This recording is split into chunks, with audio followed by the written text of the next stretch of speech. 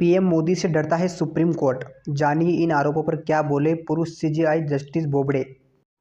Farmer CJI justice S A Bobde justice Bobde ने bench fixing के आरोपों पर कहा कि वो प्रेस कॉन्फ्रेंस सुप्रीम कोर्ट के इतिहास में सबसे दुर्भाग्यपूर्ण घटना के तौर पर थी। मैंने उसे रोकने की काफ़ी हद तक कोशिश की थी। सुप्रीम कोर्ट के पूर्व chief justice S A Bobde ने शनिवार 18 मार्च को कहा कि सीजेआई के तौर पर काम करना एक बड़ी जिम्मेदारी है। उन्होंने कहा कि सुप्रीम कोर्ट का सीजेआई होना एक अहम जिम्मेदारी है।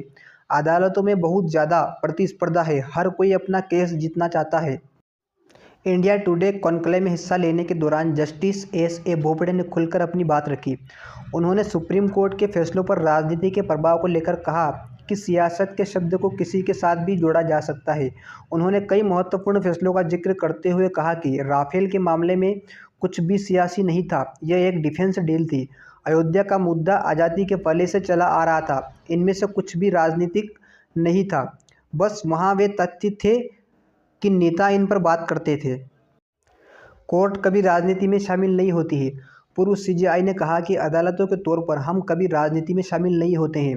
जस्टिस बोबड़े ने सुप्रीम कोर्ट के वकील दुष्यंत दवे के आरोपों पर बात की है, जिसमें दवे ने आरोप लगाए थे कि सुप्रीम कोर्ट पीएम मोदी से डरता है। उन्होंने कहा कि मैं उनके विचारों पर कोई प्रतिक्रिया नहीं देना चाहूँगा। बेंच फिक्सिंग पर जस्टिस बोबड़े ने बेंच फिक्सिंग के आरोपों पर कहा कि वो प्रेस कॉन्फ्रेंस सुप्रीम कोर्ट के इतिहास में सबसे दुर्भाग्यपूर्ण घटना के तौर पर थी। मैंने उसे रोकने की काफ़ी कोशिश की, हालांकि कुछ लोगों ने उसमें मेरी कथित भूमिका को लेकर पहले ही लिख दिया है। मैंने इसे खुद से नहीं किया होता।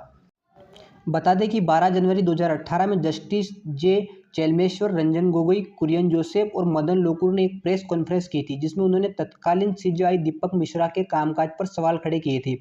उन्होंने आरोप लगाया था कि जस्टिस मिश्रा महत्वपूर्ण मामलों को जूनियर जजों को असाइन कर देते हैं।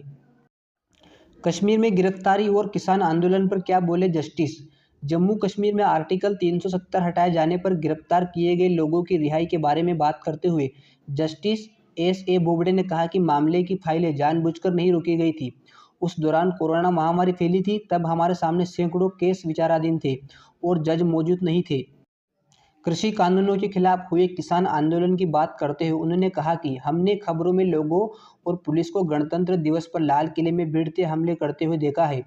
मैं तभी सरकार के पास जाने और कृषि कानूनों पर रोक लगाने के बारे में सोचा। मैंने अपने सहयोगियों से बात की और हमने कृषि कानूनों पर रोक लगाने का फैसला लिया। इसमें कुछ भी सियासी नहीं था।